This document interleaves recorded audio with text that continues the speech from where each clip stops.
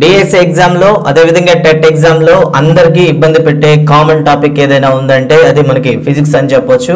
Physics లో మొత్తం మనకి 10 ప్రశ్నలు ఇస్తే అందులో 5 ప్రశ్నలు అనేవి కేవలం మనకి భౌతిక శాస్త్రం నుండి, 5 ప్రశ్నలు మనకి రసాయన శాస్త్రం నుండి ఇవ్వడం అనేది జరుగుతూ ఉంటుంది.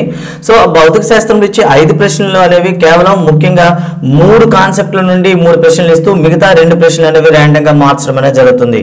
గత 16 షెడ్యూల్ అంటే లాస్ట్ టైం జరిగినటువంటి 2008 డిఎస్సి లో 16 షెడ్యూల్ మనం పరిశీలించినట్లయితే కేవలం 4 కాన్సెప్ట్లని ప్రధానంగా కాన్సన్ట్రేట్ చేసినట్టు మనకు క్లియర్ గా కనిపిస్తుంది. అందులో ఒక కాన్సెప్ట్ గురించి మాట్లాడుకుందాం. సో ఈ వీడియో చివరి వరకు చూడండి. చూసిన తర్వాత మీకు ఎటువంటి టెక్స్ట్ బుక్ కానీ అదే విధంగా నోట్స్ కానీ అవసరం లేకుండా ఈ వీడియో మీకోసం ప్రెజెంట్ చేస్తున్నాం. సో టోటల్ కాన్సెప్ట్ అనేది 1 అవర్ లో చెప్పడం జరుగుతుంది. అదే విధంగా ఈ కాన్సెప్ట్ మీద ఇదివరకు అడిగిన ప్రశ్నలు మీద ఒకసారి డిస్కస్ కూడా చివరిలో చేద్దాం ఒకసారి. సో ఫస్ట్ ఆఫ్ ఆల్ ఈ వీడియో కానీ మీకు నచ్చినట్లయితే ఒక లైక్ కొట్టండి, అదే విధంగా సబ్స్క్రైబ్ చేసుకోండి, మీ ఫ్రెండ్స్ కి షేర్ చేయండి. ఇక ఈరోజు మనం పాఠంలోకి వెళ్ళినట్లయితే మనం చెప్పుకునే టాపిక్ కాంతి. సో అంటే లాస్ట్ టైం జరిగినటువంటి 16 షెడ్యూల్లో 14 షెడ్యూల్ అంటే 16 ఎగ్జామ్ లో కేవలం 14 ఎగ్జామ్లు పరిశీలించినట్లయితే ఈ కాంతి నుండి ఒక ప్రశ్న తప్పకుండా ఇవ్వడం జరిగింది. అయితే కాంతి అనేది మనకి 6వ తరగతి నుండి 10వ తరగతి వరకు ఉన్న టెక్స్ట్ బుక్ నుండి ఇవ్వడం జరిగింది. సో కాంతి ధర్మాల పైన కాంతి ధర్మాలు అనేసరికి చాలా ఉన్నాయి మనకి. రుజుమార్గ ప్రయాణం అని, పరావర్తనము, వక్రీభవనము, అదే ధ్రువణము, అదే విధంగా వ్యతికరణము, చాలా ధర్మాలు ఉన్నాయి. కానీ మన టెక్స్ట్ బుక్ లో ఉండేవి కేవలం 3 ధర్మాలు మాత్రమే. ఒకటి రుజుమార్గ ప్రయాణము. సో రుజుమార్గ ప్రయాణం మీద చాలా ప్రశ్నలు అడగడం జరిగింది. రెండవది వచ్చేసి మనకి రుజుమార్గ ప్రయాణం తర్వాత నెక్స్ట్ ఇంపార్టెంట్ టాపిక్ ఏంటంటే పరావర్తనము. సో ఈ పరావర్తనం పైన కూడా మనకి చాలా ప్రశ్నలు ఇవ్వడం జరిగింది. ఇక మూడవది కాస్త కఠినంగా ఉండేది మనకి పరావర్తనము. ఇక మూడో కాన్సెప్ట్కి వచ్చినట్లయితే మనం వక్రీభవనం గురించి చెప్పవచ్చు. సో ఈ విధంగా మనకి ఈ 3 కాన్సెప్ట్ల మీదనే మనకి 10th క్లాస్ వరకు టెక్స్ట్ బుక్ లో సిలబస్ ఇవ్వడం జరిగింది. సో ఒక్కో దాని గురించి మాట్లాడుకుందాం. సో దీని గురించి మాట్లాడేటప్పుడు ముందు కాంతి గురించి కొన్ని ప్రాథమిక భావనలు కూడా తెలుసుకుంటే బాగుంటుంది. అసలు కాంతి గురించి పరిశీలన చేసిన శాస్త్రవేత్తలు ఎవరు, వాళ్ళు ప్రవేశపెట్టిన సిద్ధాంతాలు ఏవైనా ఉన్నాయా ఒకసారి మనం చూద్దాం. కాంతి గురించి పరిశీలన చేసిన వ్యక్తిలో మొదటి వారు న్యూటన్ అని చెప్పవచ్చు. న్యూటన్ మనకి కణ సిద్ధాంతాన్ని ఆయన ప్రవేశపెట్టడం జరిగింది. న్యూటన్ కణ సిద్ధాంతం. అదేవిధంగా సిద్ధాంతం తర్వాత వచ్చిన రెండవ సిద్ధాంతం హైగెన్స్ తరంగ సిద్ధాంతం మనకి తర్వాత ప్రతిపాదించడం జరిగింది. అదేవిధంగా తర్వాత మాక్స్ ప్లాంక్ వచ్చినటువంటి క్వాంటం సిద్ధాంతం. ఈ 3 సిద్ధాంతాలు అనేవి కాంతి ధర్మాలు చెప్పడానికి వివరించాయని చెప్పొచ్చు. సో న్యూటన్ కాంతి కణ సిద్ధాంతం అనేది కాంతి కణాలు అనేసి చెప్పడం జరిగింది. అదేవిధంగా హైగెన్స్ వచ్చేసి కాంతి తరంగ లక్షణాన్ని కలిగి ఉంటుందని చెప్పడం జరిగింది. మాక్స్ ప్లాంక్ అయితే క్వాంటం అనే కొన్ని శక్తి ప్యాకెట్ల రూపంలో కాంతి ప్రయాణిస్తుందని చెప్పడం అనేది జరిగింది. సో ఇవి మనకి బేసిక్ గా ఉండేటటువంటి 3 సిద్ధాంతాలు. సో 3 సిద్ధాంతాలని తర్వాత మనం చూసినట్లయితే కాంతి ధర్మాల మీద మనం నేరుగా వెళ్ళిపోవచ్చు. సో మొదటిది కాంతి రుజుమార్గ ప్రయాణం. కాంతి అనేది ఎల్లప్పుడూ కూడా మనకి రుజు మార్గంలో ప్రయాణిస్తుంది. రుజు మార్గం అంటే ఏమిటి అంటే ప్రారంభం నుండి ఒకే సరళ రేఖ వెంబడి వెళ్తే దాన్ని రుజు మార్గం అంటాము. అయితే ఈ రుజు మార్గం వల్ల మనకి ఏమేమి ఏర్పడుతున్నాయి అంటే ఫస్ట్ది నీడలు అంటే ఛాయలు అనేవి ఈ కాంతి రుజుమార్గ ధర్మం వల్ల మాత్రమే ఏర్పడతాయి. సో కాంతి రుజుమార్గం మీద మనకి అప్లికేషన్ అడిగే ప్రశ్నలు చాలా ఉన్నాయి. ఫస్ట్ వన్ గ్రహణాల గురించి ఒక ప్రశ్న అడగడం జరిగింది. గ్రహణాలు కాంతి యొక్క ఏ ధర్మం మీద ఆధారపడి ఏర్పడతాయి? కాంతి యొక్క రుజుమార్గ ధర్మం పైన ఆధారపడి ఉంటాయని చెప్పడం జరుగుతుంది. అదేవిధంగా ఈ గ్రహణాల పైన అడగడం జరిగింది. అంటే గ్రహణాలు ఏర్పడేటప్పుడు నీడలు అనేవి ఒక ప్రత్యేకమైన ప్రాంతంలో నల్లని నీడ ఏర్పడుతుంది. చుట్టుపక్కల కూడాను మనకి కాస్త మసకగా ఉండేటటువంటి నీడ ఏర్పడుతుంది. రుజుమార్గం వల్ల ఇంకేమైనా ప్రభావాలు చూపించే సందర్భాలు ఉన్నాయంటే మనకి పిన్ హోల్ కెమెరా గురించి మళ్ళీ మాట్లాడవచ్చు. పిన్ హోల్ పేరులోనే ఉంది. పిన్ హోల్ అంటే చాలా సన్నని రంధ్రము అని అర్థం. సో పిన్ హోల్ గుండా వెళ్ళేటటువంటి కాంతి అనేది అక్కడ మనకి ప్రతిబింబాన్ని ఏర్పరచడం అనేది జరుగుతుంది. కావున పిన్ హోల్ కెమెరాలో కూడాను కాంతి యొక్క ఏ ధర్మం ఆధారంగా ప్రతిబింబం ఏర్పడుతుందంటే కాంతి రుజుమార్గం ధర్మం వల్ల ఏర్పడుతుందని చెప్పాలి. సో పిన్ హోల్ కెమెరాలో ఆ హోల్ సైజ్ అనేది పిన్ సైజ్ ఉండాలి. కానీ అంతకన్నా పెద్ద సైజ్ అయితే ఏమవుతుంది అంటే లోపల ఏర్పడే ప్రతిబింబం అనేది కాస్త మసకగా ఏర్పడడం అనేది జరుగుతుంది. ఇది మనకు ఉండేటటువంటి కాంతి రుజుమార్గం మీద అడిగేటటువంటి ప్రశ్నలు. ఇక రెండవది వచ్చేసి పరావర్తనము. సో పరావర్తనం అంటే ఏంటి అంటే కాంతి అనేది ప్రయాణించే దిశలో ఏదైనా ఆటంకం ఏర్పడినట్లయితే ఆ ఆటంకాన్ని తాకి తిరిగి వెనక్కి రావడం అనేది జరుగుతుంది. అలా తిరిగి వెనక్కి రావడాన్ని మనం ఏమని పిలుస్తాం, పరావర్తనం అంటాము. అయితే మన టెక్స్ట్ బుక్లో ఉండే పరావర్తనం అనేది సమతల దర్పణాల పైన, అదే విధంగా వక్రతలాలు ఉండేటటువంటి దర్పణాల పైన కూడా మనకి చెప్పడం జరిగింది. సో పరావర్తనం గురించి మనం చెప్పుకుంటే ఒకసారి 7th క్లాస్కి వెళ్దాం. పరావర్తనం అంటే ఏంటి, ఏదైనా ఒక తలానికి కాంతి అనేది కొంత వాలుతో వచ్చి దాన్ని స్పృశించేటప్పుడు అది సమతలం అయితే అదే యానకంలోకి తిరిగి అది వెళ్ళిపోవడం జరుగుతుంది. సో ఇలా వెళ్ళిపోవడాన్ని మనం ఏమని పిలుస్తాం, పరావర్తనం అని పిలుస్తాం అన్నమాట. సో పతన కోణం ఏ విధంగా మనం గమనించాలి, అదే విధంగా పరిశీలించాలి, అదే విధంగా పరావర్తన కోణం ఏ విధంగా మనం పరిశీలించాలి అనే దాన్ని చూసుకున్నట్లయితే తలానికి ఎక్కడైతే కాంతి కిరణం తాకిందో ఆ తాకే బిందువు నుండి మనము ఒక లంబాన్ని తీసుకోవాలి. ఆ లంబాన్ని మనం ఏమని పిలుస్తాం, లంబ పాదం అని పిలుస్తాం. సో కాంతి అనేది వచ్చి తలంపై పడుతుంది కాబట్టి దీన్ని పతన కిరణం అని పిలుస్తాం. అదేవిధంగా తిరిగి పరావర్తనం అయింది కాబట్టి దీన్ని పరావర్తన కిరణం అని పిలుస్తాం. ఇవి మనకి ఉండేటటువంటి ముఖ్యమైనటువంటి అంశాలు. సో అయితే పతన కిరణము అలాగే పరావర్తన కిరణము ఏ కోణంతో పతనమయ్యాయి లేదా ఏ కోణంతో పరావర్తనం అయ్యాయని మనం లెక్కించాల్సి వస్తే లంబపాదంతో మనం మెజర్ చేయాల్సి వస్తుంది. ఇలా లంబపాదం నుండి అవి ఎంత కోణం చేస్తున్నాయో ఆ కోణాన్ని మనం తీసుకోవాలి. అంటే పతన కిరణము అంటే ఇది పతన కోణము.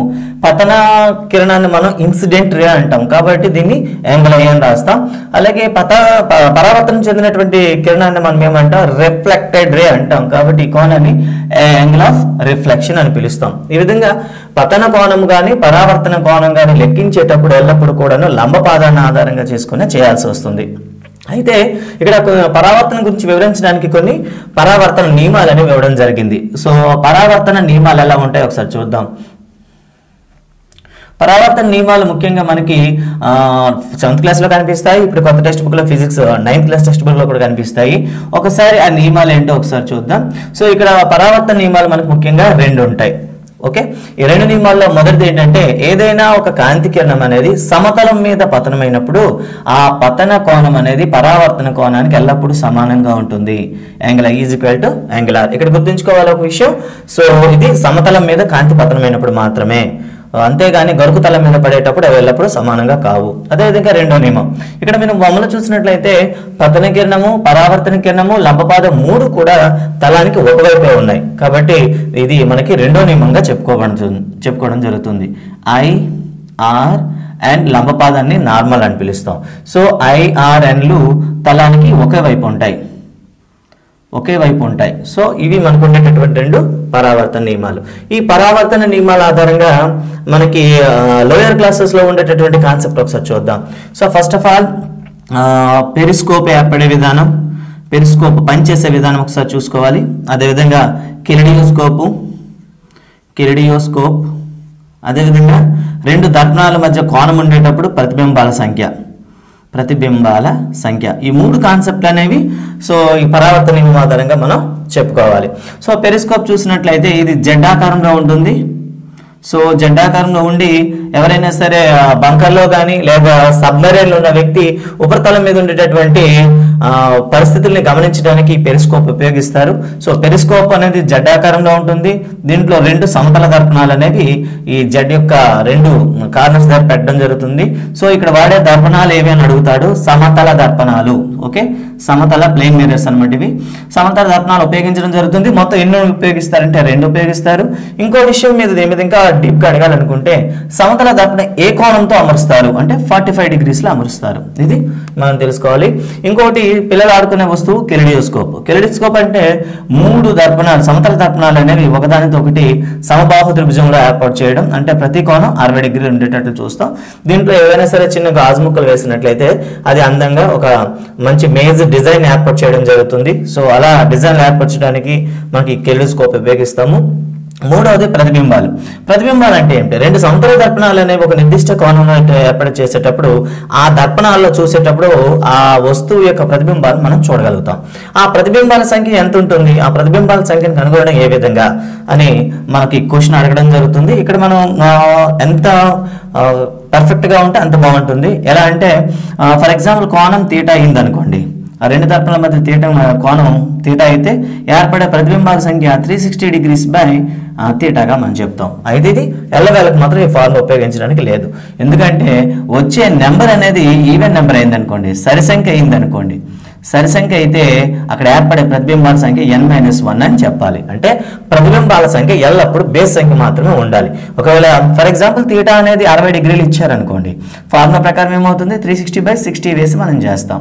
ఇప్పుడు ఆన్సర్ ఎంత వస్తుంది? 6 వస్తుంది. కానీ అక్కడ ప్రతిబింబాలు ఏర్పడేవి 5 మాత్రమే. సో వచ్చే విలువ అనేది సరి సంఖ్య అయితే -1 చేస్తారు.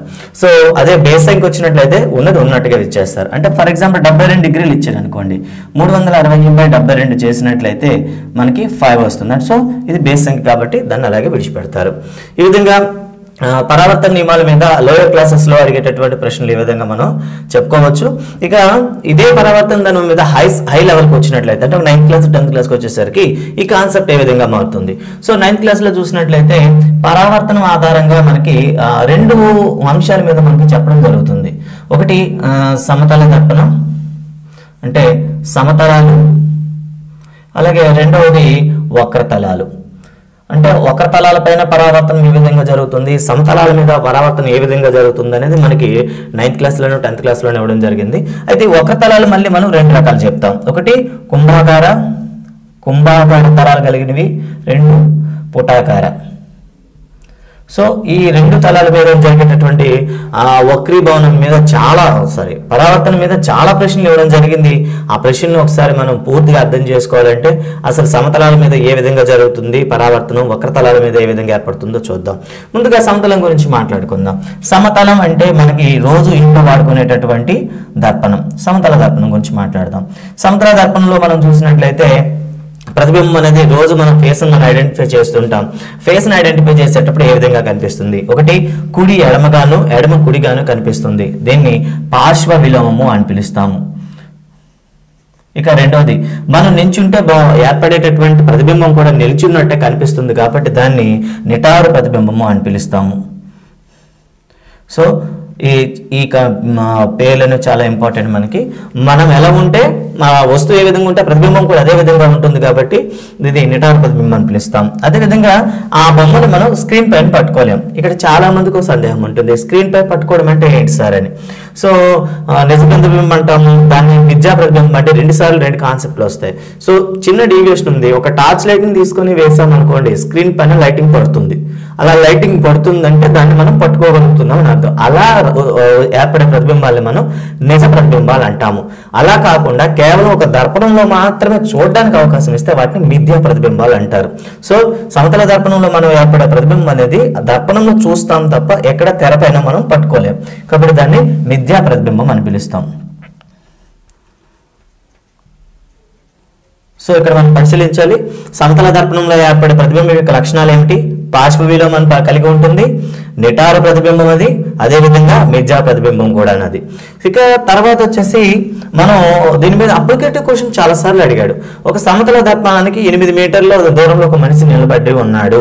అయితే అతను దర్పణంలో అతని ప్రతిబింబ దూరం ఎంత ఉంటుంది అంటే మనం దర్పణానికి ఎంత దూరంలో ఉన్నామో దర్పణంలో కూడా అంతే దూరంలో కనిపిస్తుంది.